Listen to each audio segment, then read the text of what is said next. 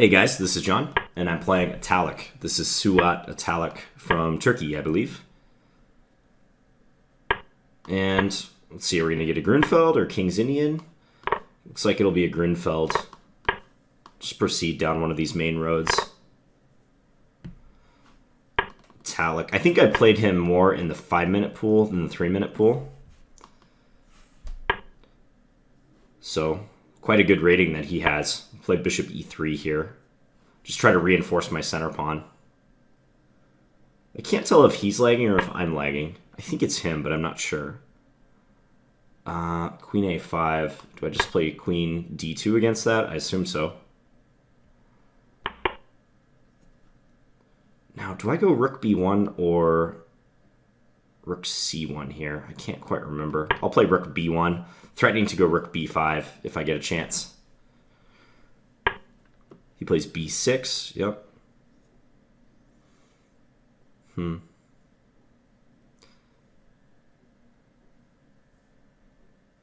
Just seeing if I can embarrass his queen somehow. I don't think so. Let's just develop.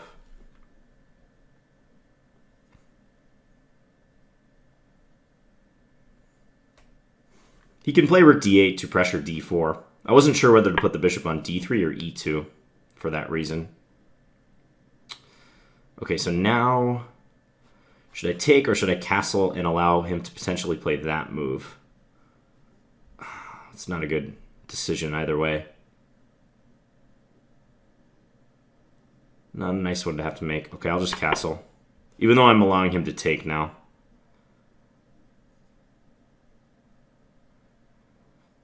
If pawn takes, I'll take with, I don't know, probably the knight. I think knight is best.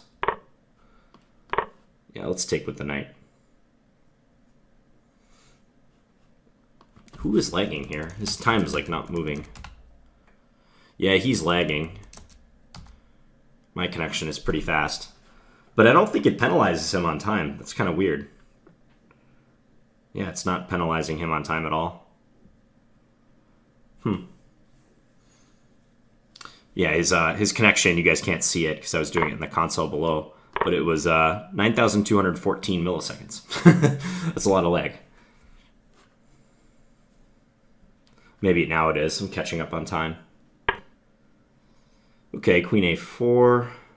I feel like I should play rook b4 or something.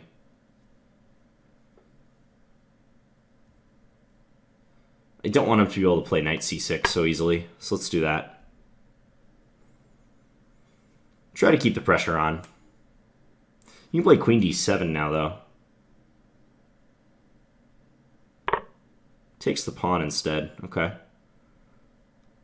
What about this now?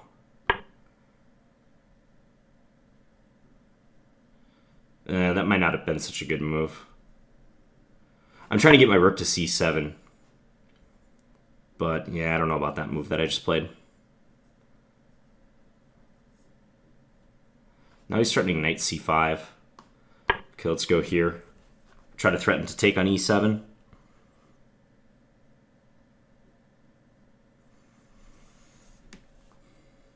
I feel like I'm stopping and starting in this game just because of his connection problems. Knight c6 was almost mandatory because knight c5 is a big issue. His queen is cut off. I feel like I should be able to take advantage of that somehow. But I don't think my rook is positioned so well, to be honest. Should I try to cut this bishop out of the game? Yeah, let's do that. Take that guy out of commission. Maybe I can swing my rook over to h4 somewhere down the line. He has a hard time moving here. I bet I'll play king h8. Yeah. Trying to free himself a little bit. Oh, what to do now? Let's just go h4. Make an attacking gesture with h5. Now that his king's on h8, h5 is a more annoying move for him to face. His time is really hurting, I think, because of this lag he's experiencing. I'm going to ping him again. Well, now his leg's okay. G4. G4 is probably a little too aggressive. Let's go rook D1 first. He's got to hustle now. He doesn't have time to do much.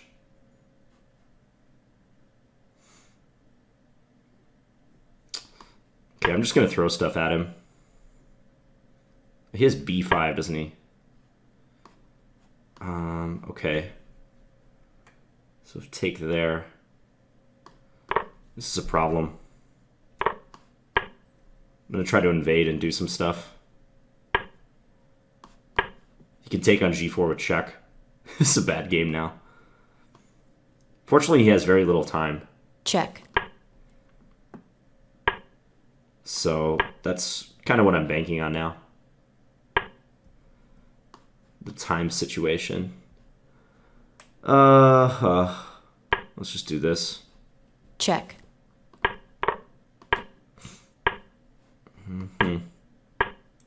We'll try to stay solid. Yeah, there's not much to be done for his time situation. All right, so I got pretty lucky in that one because he was clearly experiencing some connection problems. But yeah, I mean, you got to have a strong connection if you're going to play in the 3-minute pool.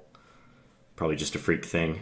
Is this really the Turkish flag? Vatican City. I was going to say I don't recognize that as Turkey's flag.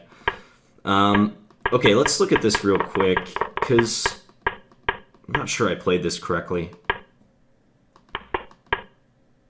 Rook B1. My memory of this line might be eluding me, but I think Rook B1 and Rook C1 are both moves here for white. And Rook B1 menaces Rook B5.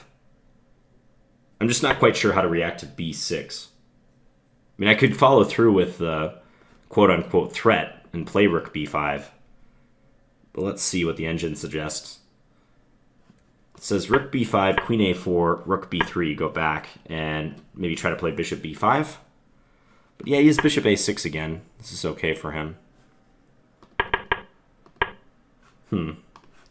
So I played Bishop D3. I'm not sure that's the best space for the bishop. Maybe Bishop E2 is better. But even if I play Bishop E2, he can still, for instance, play Bishop A6. And if castles, I might have a similar issue. Like he can take on D4 or perhaps take on E2 and then grab on C3. He might be able to do that as well. So frankly, I'm just not sure which way I should go with my bishop here. If I'm going to develop it at all. So Bishop D3 here, now castle. Yeah, and he took. I didn't like the decision I had to make, but I didn't want to take on A6 because I thought queen takes and I'd have trouble castling. So that's why I didn't go for that. So Bishop D3 here, and then he gets to capture, and now he has a superior pawn structure to me. Take Queen A4. I thought this looked a little strange. I think the engine was suggesting a paradoxical move. Bishop takes D4, giving up his good dark square bishop with the intention of continuing after this to trade and then just develop the knight to C6. And even though he's parted with the traditionally good Grunfeld bishop, he makes up for it in my structural weaknesses and his easy development too. So it prefers black by a pretty large margin here. It's an interesting line. So we got this position. I might have just enough compensation. Rook C4 was really sketchy though. I don't like that move. I was trying to prevent his queen from coming back somehow. But actually, like, his queen can't go anywhere here anyways. At the moment, I have everything covered. I actually thought Queen A6 might be a problem in this position, just pinning my rook. But he developed the knight to A6, and after knight C6, I dominate the middle of the board. So it's kind of a weird position. King H8. Yeah, King H8's good because he can't bring a rook to the C file with the king standing on G8 for fear of knight E7 with a fork, so he has to prepare that. I just wasn't sure what to do. Like here I really wanted to play G4 and just brute force attack him, But I was concerned he would do this and then play queen d5 and always be able to simplify. This knight's hanging, but he can take here. I guess the computer doesn't like that so much for him, but on principle, I wanted to prevent the queen from coming back. It's hard to let go of an idea like that once you've already played a strange-looking move. You feel like you have to justify that move. So I was like, I'm going to keep my rook on c4 so his queen can never come back in the action. Just kind of a foolish stance, but... yeah, g4. I mean, I was kind of playing off his time at this point. Knight c5 was a very good move. So my g4 was desperation. Yeah, rook d2 looks much more sensible. Just harass his queen a little bit. But knight c5 was a great move by him, because if I take with my bishop, he takes here, and my bishop's pinned. If it moves, I would lose the rook on c4. He'd be double attacking it.